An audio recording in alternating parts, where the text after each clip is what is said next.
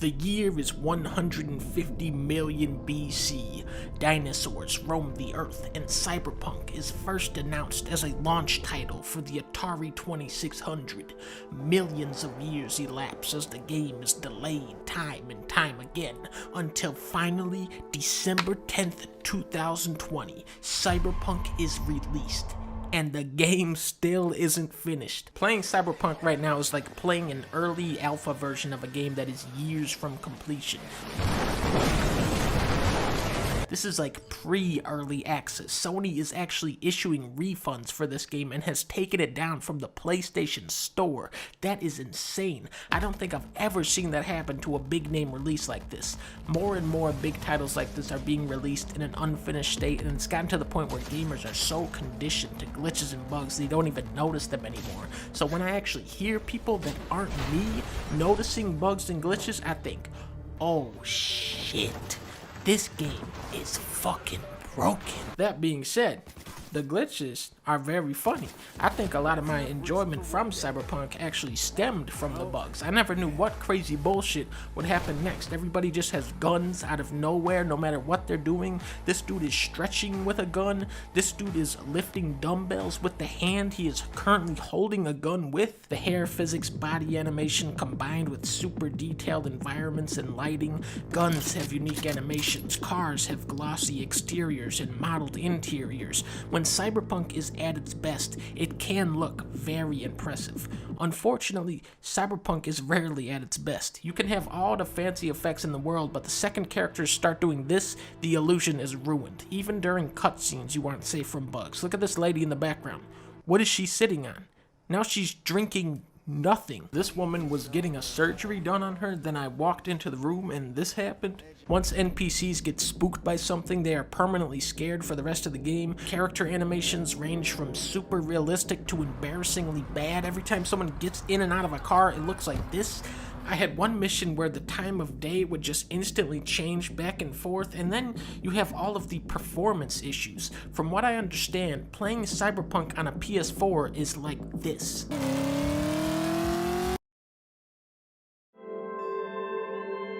Most people getting this game are playing it on a PS4 or Xbox One, so this is unacceptable. I played this on PC and the frame rate was all over the place. I don't have the latest graphics card or processor, but my computer can usually run just about anything I throw at it at 60 FPS. Cyberpunk would usually sit around 30 to 40 FPS, but when it dipped, those numbers went down big time. If you can get Mario Odyssey running at 60 FPS on a Nintendo Switch, and God of War, Red Dead 2, Last of Us 2 running at a stable frame rate on a base PS4, then there really is no excuse. These are state-of-the-art games, but according to video game marketing, every hyped up game is state-of-the-art, right? Cyberpunk is just straight up a very poorly optimized game right now. Let's talk about driving. The driving is like, it's about that good. I've seen some truly psychotic claims that the driving in this is on par with Grand Theft Auto 5.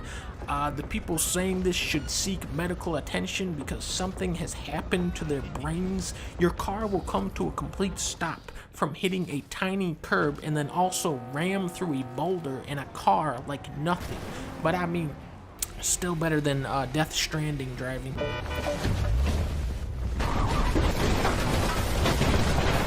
Cyberpunk is set in a truly dystopic vision of the future where OnlyFans became a larger company than Amazon.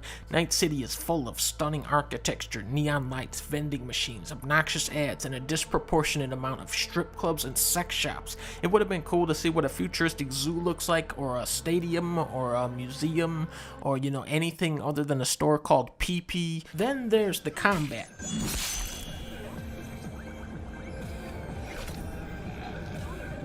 The wonky gameplay nearly collapses under the frame rate drops and bugs. Mostly my dude would just walk around one-shotting everyone with a shotgun while sucking down inhaler juice.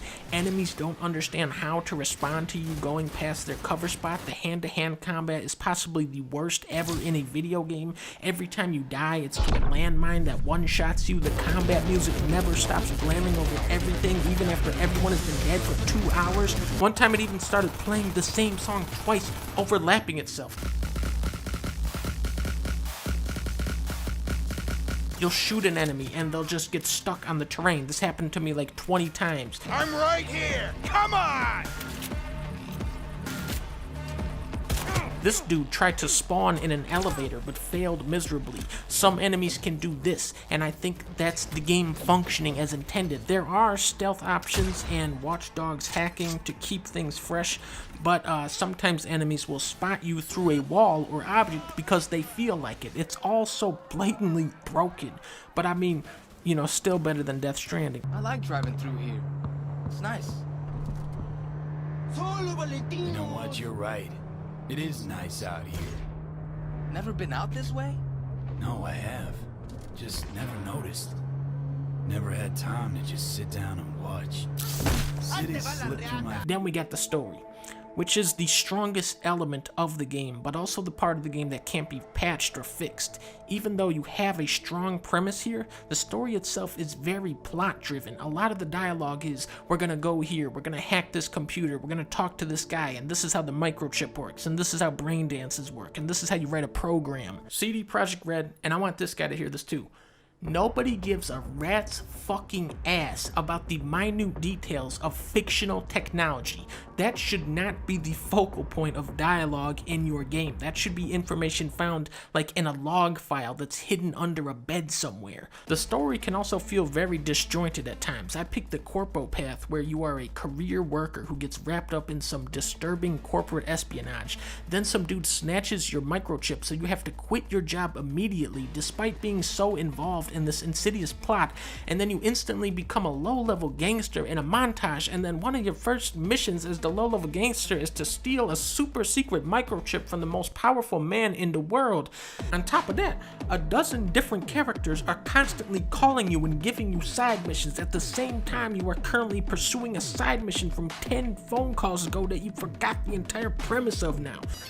Hey, it's Rachel. Attention all NCPD subcons. Suspected organized crime activity reported to the bottom of the some construction. All of the most powerful moments of Cyberpunk happen when you can finally shut out the white noise and the barrage of bullshit information and actually focus on what's happening in front of you. But another thing that worries me about this game is how many of these great moments will players miss, and how many did I miss? The minimap makes almost no distinction between the higher quality narrative driven side quest and the Ubisoft tier copy and paste filler. I wouldn't be surprised if most people ended up completely missing out on my favorite questline in the game about the sentient soda machine because he's tucked away in a little corner.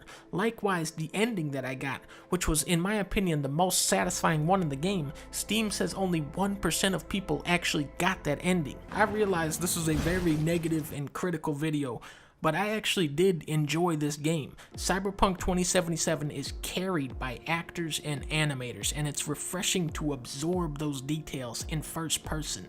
I went into this thinking Keanu Reeves would be in here for like an hour, but no, he is one of the main characters, and it makes the game that much better. Jackie, Skippy, Evelyn, Flaming Crotchman, Victor, Brendan, Judy, Pan Am, Rick Ross, Delamain, Goro, Hideo Kojima, and of course Johnny Silverhand. These characters have more